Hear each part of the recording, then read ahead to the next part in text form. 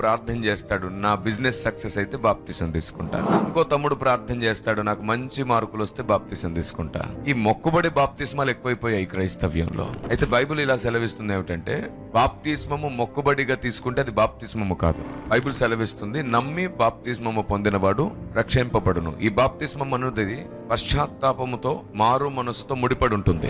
పశ్చాత్తాపము లేకుండా, మారు మనసు లేకుండా బాప్తిస్మం అంటే అది బాప్తిసం కాదు, ఉట్టి నీళ్లలో మునగడమే. బాప్తిసం తీసుకునే వ్యక్తికి రెండు విషయాలు చాలా స్పష్టంగా తెలియాలి. ఒకటి, నేను పాపిని, నా జీవితంలో జన్మ కర్మ పాపములు నన్ను ఏలుతున్నాయి, నా స్వభావం మంచిది కాదు. రెండవది, నా పాపమును తొలగించేది క్రీస్తు మాత్రమే, ఆయనే దేవుడు. పరిశుద్ధాత్ముని వలన నేను క్రీస్తును ప్రభువుగా ఒప్పుకుంటున్నాను. ఈ విషయం స్పృహలో ఉన్నప్పుడు మనం బాప్తిసం తీసుకోవచ్చు. బాప్తిస్మం తీసుకోవడానికి వయస్సుతో సంబంధం లేదు, కానీ అవగాహనతో సంబంధం ఉంది.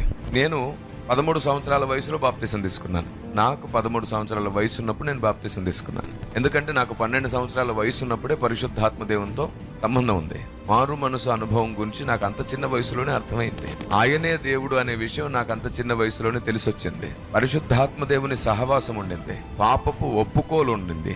ఈ లోకంలో ఉన్నటువంటి పాపం నుండి నన్ను విడిపించమని దేవుని నేను బ్రతిమాలుకున్నాను. ఎందుకంటే వీటిని గూర్చి నేను తెలుసుకున్నాను, అడిగి నేర్చుకున్నాను, అర్థం చేసుకునే కృప దేవుడు నాకు ఇచ్చాడు. అంత తక్కువ వయసులోనే దేవుడు నన్ను రక్షించుకోవడానికి గల కారణం ఏమిటంటే, నేను ఈ భూమి మీద బ్రతికుండగానే ఆయన చిత్తం ఎక్కువగా నెరవేర్చాలని. లోకంలో నేను కలిసిపోకముందే ఆయన తనలో నన్ను కలుపుకున్నాడు. కాబట్టి బాప్తిస్మం చాలా ఇంపార్టెంట్.